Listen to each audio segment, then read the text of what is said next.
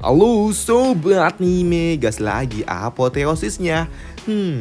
Yang mau donasi ada di deskripsi ya. Waduh, ngarep ini. Waduh. Ya udah yuk, langsung aja kita gaskeun apoteosisnya. Mereview sedikit dari part sebelumnya. Setelah Lozen menyelesaikan tugasnya sebagai budak dengan membayar 200 biji batu giok yuan sejati, di sini Zen ia harus ditahan dan akan ditangkap dan dibawa paksa oleh dua orang pria utusan dari wilayah utama. Dan jelas hal itu mendapatkan perlawanan dari Zen. Namun di sini Gadeshu ia bertanya, "Hei, aku ingin bertanya sesuatu kepada kalian berdua. Apakah kalian berdua dikirimkan oleh seseorang dari gong ke-36?" Dan hal itu pun dibenarkan oleh orang itu. Ya, gadis kecil, matamu itu benar-benar hebat. Dapat menebak kami berasal dengan benar. Dan kami berdua diutusnya hanya untuk membawa Lozen pergi ke kota suci. Tapi dia bersikeras tidak mau pergi. Ujar pria itu yang membuat gadis Shu ia sungguh sangat syok. Apa? Kota suci? Lozen, kau benar-benar luar biasa. Ujar gadis itu yang membuat Zen bingung. Apa? Aku juga tidak tahu. Mereka mengatakan hal itu, maka dari itu aku menolaknya. Karena aku sama sekali tidak tahu kota suci tempat seperti apa, ujar dari Zen. Sini pria ini ia berujar, "Hei, ini semua salahku. Karena aku belum memberitahukannya dan juga menjelaskannya dengan benar. Orang-orang menyebut kota suci kami sebagai jantung dari keajaiban di tempat spiritual. Karena tanah suci Lingmu kami adalah tempat suci yang sangat besar dan pusat kota disebut sebagai kota suci." Dan gadis Shu ia juga menyambung kata-kata itu dengan berujar, Zen, ketika pamanku memberitahukanku tentang dunia atas, sebelumnya dia berbicara tentang kota suci itu. Dan ia juga berkata, pejuang yang diundang untuk masuk ke dalam kota suci, sudah pasti orang itu memiliki bakat yang sangat luar biasa. Dan kau adalah pejuang yang baru saja naik, kau sungguh luar biasa Zen. Di sini gadis Shu juga menyarankan agar Zen pergi ke tempat itu karena di tempat itulah Zen akan mendapatkan banyak sekali informasi tentang dunia atas ataupun pengalaman yang berharga. Bandingkan dengan Zen menjadi seorang pejuang mandiri yang harus berkeliling sendiri. Maka dari itu lebih baik mengambil undangan itu karena nantinya itu akan lebih bermanfaat untuk dirimu. Ujar dari gadis Shu yang membuat Zen ia berujar, "Oh, begitu rupanya." Ya, hal itu pun dibenarkan oleh pria ini. Ya, sebelumnya kami pikir kalau kau sudah tahu akan hal itu, maka dari itu kami tidak menjelaskannya lagi. Tapi sepertinya, kau telah salah paham. Jadi sekarang apakah kau mau ikut pergi bersama kami? Tanya pria ini. Baiklah, sambut dari Zen. Tapi bagaimana denganmu Shu? Tanya dari Zen. Aku tidak seperti dirimu yang mendapatkan undangan secara khusus oleh mereka berdua. Jadi aku tidak bisa ikut dengan dirimu. Maka dari itu aku akan pergi ke tempat pamanku berada. Dan bagaimanapun ini sangat menyenangkan dapat mengumpulkan batu giok bersama dirimu.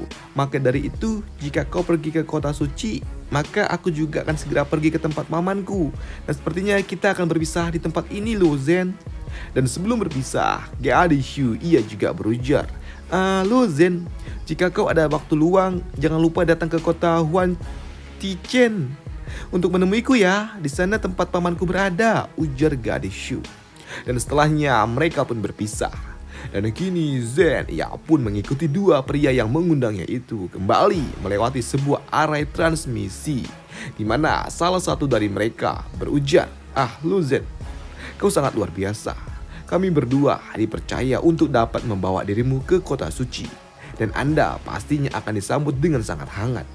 Dan aku juga ingin bertanya, apakah kau memiliki seseorang yang kau kenal di dunia atas ini? Tidak. Aku tidak mengenal siapapun di tanah suci ini. Sambut dari Zen. Benarkah? Ya. Dan ini menurutku juga tidak masuk akal karena saat aku naik ke dunia atas ini, aku tidak mengenal siapapun. Ujar dari Zen. Hei, mendengar hal itu membuat pria ini sedikit khawatir dan ia berpikir jauh. Apakah ini semua karena Zen telah berbuat ulah atau bagaimana?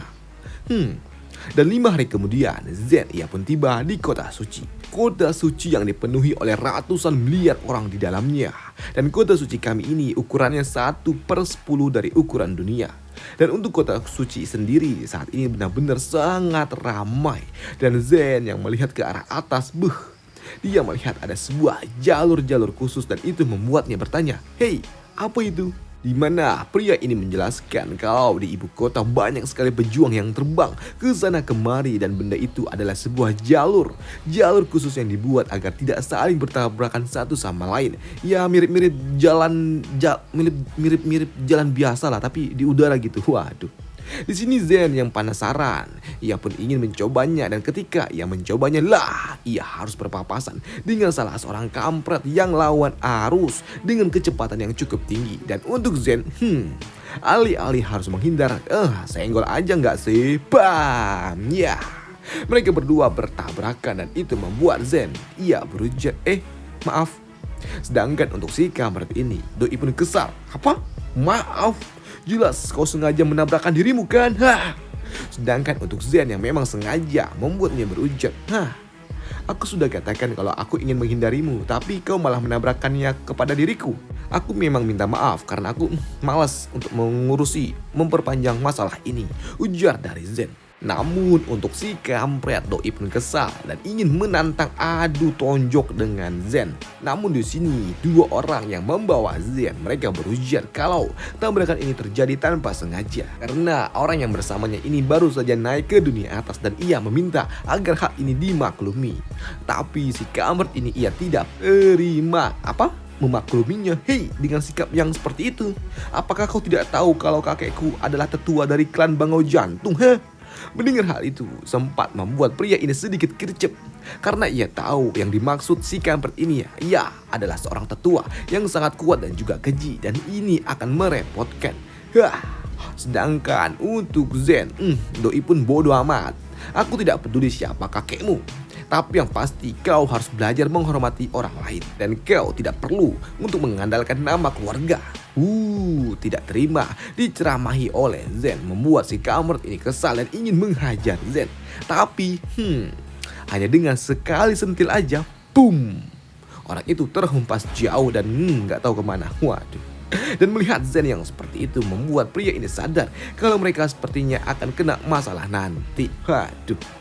Dan tak lama setelahnya, mereka pun tiba di suatu tempat yang mereka tuju. Di mana pria ini ia berujar, terima kasih. Sebelumnya kau tidak memperpanjang perdebatan dengan orang-orang dari klan Bangau Jantung itu. Jika terus dilanjutkan ini pasti kita akan dihina oleh mereka.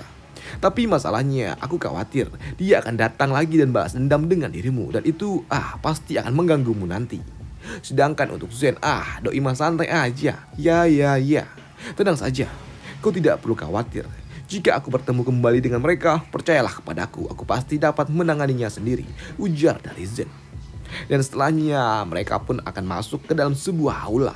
Mereka juga sempat dicegat oleh seorang penjaga. Namun karena ini adalah perintah dari tuannya, maka dari itu penjaga itu ia mengizinkan Zen dan juga rombongan untuk masuk. Di mana di ujung aula, ternyata mereka telah ditunggu oleh seorang pria yang sedang duduk di sebuah singgasana. Di mana orang itu dia berujar, jadi kau yang bernama Luozen? Banyak sekali orang-orang yang berasal dari tempat suci kami yang memiliki kekuatan yang sama seperti dirimu, bahkan lebih. Tapi mengapa orang itu malah memilih dirimu? Ujar dari Pak Tua itu yang membuat Zen bingung. Apa? Orang itu? Yang Anda maksud itu siapa? Tanya dari Zen. Iya. Nanti kau juga akan tahu sendiri. Aku hanya diminta untuk membawa dirimu ke kota saja. Tapi percayalah, kau di sini akan diperlakukan dengan baik, ujar Pak Tua itu. Di mana Pak Tua itu ia juga berujar kepada dua orang yang datang bersama Zen. Hei, kalian berdua, bawalah dia ke tempat yang bernama Wang Ling. Dan setelahnya Zen ia pun diantar menuju kamarnya untuk beristirahat. Dan untuk Pak Tua ini dia berujar, beritahu keadaannya kepada Yuong. Dan biarkanlah dia menangani bocah itu untuk menguji kemampuannya. Dan keesokan harinya Zen ia pun pergi menuju tempat yang telah ditentukan, yaitu tempat yang bernama Wang Ling. Dan setibanya di tempat itu ada seorang yang berujar, hei lihat siapa orang itu, apakah kalian ingat? Ujar seorang bocah yang sempat menotis Zen. Karena tak lama setelahnya si kampret ini muncul lagi. Di mana ia berujar, ups, apakah kau datang ke tempat ini untuk berkultivasi bocah? Dan asal kau tahu, seharusnya hanya orang-orang yang berasal dari tanah suci saja yang dapat memasuki aula ini. Sedangkan untuk Zen, Doi mah bodo amat. Ya sudahlah, tenanglah. Aku datang ke sini juga hanya untuk melakukan kunjungan singkat sajanya. Lagi pula aku juga tidak tahu tentang apa-apa tentang tempat ini, ujar dari Zen. Mendengar Zen yang datang untuk berkunjung membuat si kampret ini ia berujar. Hah? Apa? Kunjungan apaan? Kau pikir ini tempat hiburan apa kampret? Cih. Tapi sebenarnya aku juga belum membahas satu hal yang menimpaku waktu itu. Waktu itu aku benar-benar telah meremehkanmu. Dan sepertinya, aku menganggap enteng masalah itu. Apakah kau memandang rendah kami, ha? Maka dari itu, aku akan mengundang saudaraku untuk memberikan kau pelajaran. Dan orang yang dimaksud oleh si kampret itu adalah si botak ini. Doi, si botak yang terus-terusan merepet memprovokasi Zen dengan kata-kata busuknya. Hanya dinotis Zen dengan berujar, "Hei, aku pikir kekuatanmu itu tidak memenuhi syarat untuk dapat melawan diriku." Jelas mendengar hal itu direndahkan oleh Zen membuat si botak ini kesal. Dan ia ingin menantang Zen bertarung. Namun hal itu pun dihentikan oleh seseorang yang berujar, "Hei, berhenti botak. Kau seharusnya tidak menantangnya untuk bertarung. Karena itu hanya akan membuatmu terluka," ujar seorang pria berbaju putih yang baru saja tiba. Dan pria yang baru saja tiba itu bernama Sima Yulong. Melihat pria yang bernama Sima itu datang di sini, si botak ia langsung tunduk dengan berujar, ternyata itu Anda, Senior Yu. Jika Anda yang berkata seperti itu, baiklah, aku tidak akan jadi menantang dirinya, ujar si botak yang tiba-tiba saja menjadi kalem. Karena di sini si botak ia sangat respect dengan bocah yang bernama Sima Yulong itu. Karena aku tahu aula seni bela diri kami ini terbagi menjadi 2 tingkatan. Dan aku ada di tingkatan kedua, sedangkan Senior Yu, dia ada di tingkatan pertama. Dan yang mengejutkan, dia adalah salah satu dari sekian banyak orang yang memiliki peringkat tertinggi di tempat itu. Dan dia adalah orang yang memiliki peringkat tertinggi di tempatnya. Dan dia adalah seorang jenius sejati di tanah suci kami. Karena mau bagaimanapun, walaupun ia hanya ada di tingkatan limbo, tapi tetap saja dia telah melewati 9 kali hukuman perampokan. Karena semakin banyak orang yang melewati hukum perampokan, maka orang itu jelas akan semakin kuat dalam pondasi yang ia miliki. Sedangkan untuk Luo Zhen, aku tidak tahu kalau dia telah melewati berapa kali hukum perampokan. Dan yang pasti, Senior Yu, dia pasti jauh lebih kuat daripada Luo Zhen, pikir si botak ini. Sedangkan untuk bocah Yu, ia pun berjalan di hadapan Zen. Aku yang akan menggantikannya untuk bertarung dengan dirimu. Perkenalkan, namaku adalah Sima Yulong. Sedangkan untuk Zen yang melihat bocah yang ada di hadapannya ini, ia pun sadar kalau bocah yang ada di hadapannya ini cukup kuat. Maka dari itu, Zen ia berujar, baiklah. Karena Anda memenuhi syarat, aku bersedia. Tapi sebenarnya aku datang ke tempat ini hanya untuk menunggu seseorang, bukan untuk berkelahi. Berlatih maksudku. Waduh. Hei, mendengar apa yang dikatakan oleh Zen membuat mereka, orang-orang yang ada di tempat ini, mereka semua mentertawakan Zen. Dan menganggap kalau Zen ini penakut dan cari-cari alasan doang. Aku pikir bocah itu, dia sekarang mulai ketakutan. Sedangkan untuk bocah Yu, ia berujar, aku datang untuk menantangmu itu atas sebuah perintah dari Tuan. Karena Tuan, ia awalnya ingin merekomendasikanku untuk pergi ke istana 13 gong surgawi.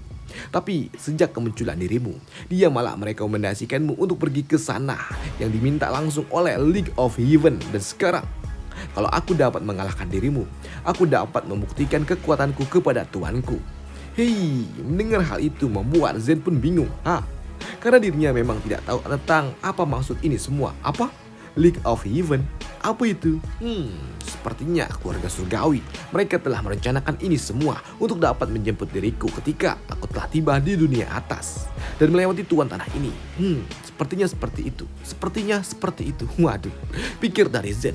Namun untuk mereka yang ada di tempat ini yang mendengar kalau Zen adalah orang yang telah dipilih langsung oleh keluarga surgawi, membuat mereka semua shock. Apa? Dia dipilih oleh keluarga surgawi? Ini tidak mungkin. Karena sejatinya aliansi milik keluarga surgawi itu dibentuk oleh seorang dewa yang bernama Tianzun. Dia membentuk aliansi keluarga surgawi terkuat di alam semesta dengan cabang lebih dari 3000 aliansi. Dan tanah suci kami merupakan salah satunya. Dan itu membuat mereka berujar, ini gila. Sima Yulong saja Sang jenius dia harus membutuhkan rekomendasi untuk dapat bergabung pergi menuju Istana 13. Tapi bocah yang ada di sana dia dipilih langsung oleh keluarga surgawi. Ini gila, siapa dia sebenarnya? Pikir si botak itu. Sedangkan untuk Zen yang memang gak tahu apa-apa, doi hanya berujar, baiklah, berdasarkan apa yang kau katakan, aku pikir kau adalah orang yang baik. Jadi ya, aku bersedia untuk menerima tantanganmu, ujar dari Zen. Iya, terima kasih. Silakan lewat sini, ujar bocah Yu itu. Dan kini Zen ia pun pergi menuju sebuah aula yang bernama Aula Long Hu. Dan setibanya di aula ini Zen dia berujar, "Hei, apakah kau membawaku ke tempat ini untuk bertarung atau untuk berkultivasi? Karena jika kita bertarung di tempat ini, maka atap dari kuil ini akan langsung hancur hanya dengan satu gerakan saja," ujar dari Zen. Tidak, tentu saja kita tidak akan bertarung di tempat ini. Bocah Yu ia juga berujar, "Kuil Long, ya, membuat sebuah ruang mimpi yang dapat memproyeksikan kita di dalamnya. Dan di dalam sana, kau dapat menunjukkan semua kemampuanmu. Dan di tempat itu juga nanti, kau tidak perlu khawatir akan terluka jika kau memang terluka di dalam pertarungan itu." Mendengar hal itu membuat Zen bertanya, "Hei, apakah mungkin tempat ini terdapat susunan arai?" Tidak. Ini semua adalah ruang mimpi dan itu berbeda dengan susunan arai karena ruang mimpi adalah ruang yang diciptakan dari menggunakan hukum ruang tingkat 5 yang dapat memproyeksikan semua senjata, skill, seni bela diri bahkan prajurit di dalamnya secara sempurna. Dan ini susunan ruang ini jauh lebih rumit daripada sebuah arai. Selain itu juga pertarungan yang ada di dalam ruang mimpi juga dapat diproyeksikan yang membuat orang lain yang ada di luar sana mereka dapat melihat pertarungan yang ada di dalamnya. Baiklah, aku mengerti, ujar dari Zen. Lantas bagaimana cara menggunakannya, ujar dari Zen. Dan begitu diajarkan oleh bocah Yu cara menggunakannya, Zen ia langsung ditransfer ke dalam sebuah tempat aneh, tempat antah berantah. Dan ketika keduanya telah ada di dalam tempat yang sama, di sini bocah Yu ia berujar, ayo kita mulai latihannya. Dan baiklah, aku sudah siap, sambut dari Zen sembari menggerakkan pedang miliknya. Hei, melihat Zen yang mengeluarkan pedang membuat bocah Yu ia berujar, "Hei, tunggu, kau memiliki senjata tingkat sentir? Tunggu. Hei, ya memangnya ada apa?" tanya dari Zen. Di sini bocah Yu untuk menciptakan pertarungan yang seimbang. Di sini ia berujar, "Senjata yang aku miliki ini mungkin berada di level yang lebih tinggi daripada senjata yang kau miliki. Dan mungkin ini akan sedikit tidak adil. Tapi ya, aku akan mengubahnya menjadi satu tingkat di bawahnya yang sekiranya akan setara dengan senjata yang kau miliki. Dan setelahnya, Ayo kita mulai," ujar bocah Yu itu. Dan ternyata, tebasan ringan yang dilepaskan oleh bocah Yu saja dapat memberikan tekanan yang sangat luar biasa untuk Zen. Dan Zen juga sadar kalau tebasan ini mengandung hukum angin tingkat 4. Maka dari itu di sini Zen, ia bergerak untuk beradu pedang dengan bocah Yu. Namun tarungan mereka harus dihentikan karena pertarungan mereka akan dibahas di part selanjutnya. Sampai jumpa, bye, thank you. Waduh.